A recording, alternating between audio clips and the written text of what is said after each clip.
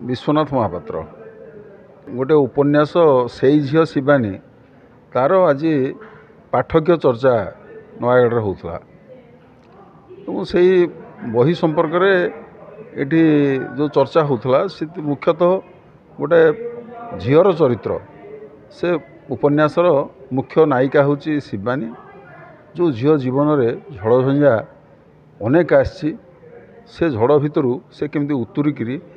से किभली भाव आगू जाइए जोटा आज गोटे जुग प्रतीक भाव में आज समाज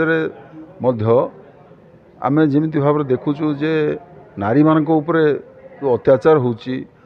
जो भाई भाव में से नेग्लेक्टेड जो भाई भाव में से विभिन्न झड़र सम्मुखीन होगा पड़ुची ताकू उत्तीर्ण हवा कष्टकर व्यापार से आम गोटे प्रतीक भाव में नहींचु जे शिवानी तार समस्त प्रतिकूल परिस्थिति की काटिकी से आगू जाइए आम मेसेज देवाक चाहचु जे जड़े नारी केबे अबला कि दुर्बला नुहे सी चाहिए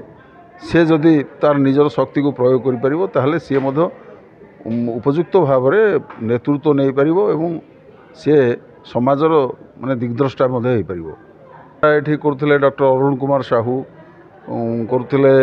डॉक्टर विजय कुमार चौधरी आमर एठी उपस्थित थिले जगन्नाथ मल्लिक अन्य माने जो माने सब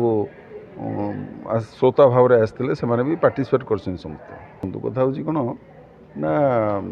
समाज सेवा करवा आम जो पॉलिटिकल वर्क भितर मु जड़े वामपंथी लोक मोर संगठन करे श्रमिक कृषक मान संगठन करे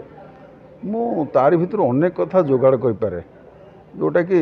मु लिखि भी पारे तेणुक मु जोटा क्षेत्र में जोटा अनुभव करे जो समस्या लोकंर सेटा को कलम मुने लिखी हम किसी असुविधा ना लिजरली आवर से हुए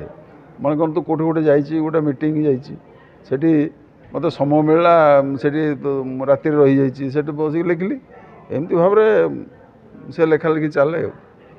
जे पाठक्य चर्चा जो होची माने भरपूर दर्शक रहीकि पार्टिसिपेट करवा एटा सफलतार निश्चित भाव में सूचना बहन कर सफलता आउ पाठक्य चर्चा लोक मैंने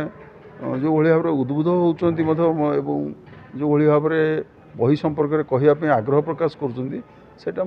सूचना दूसरी भल लेखा पढ़ा आग्रह समस्त अच्छी।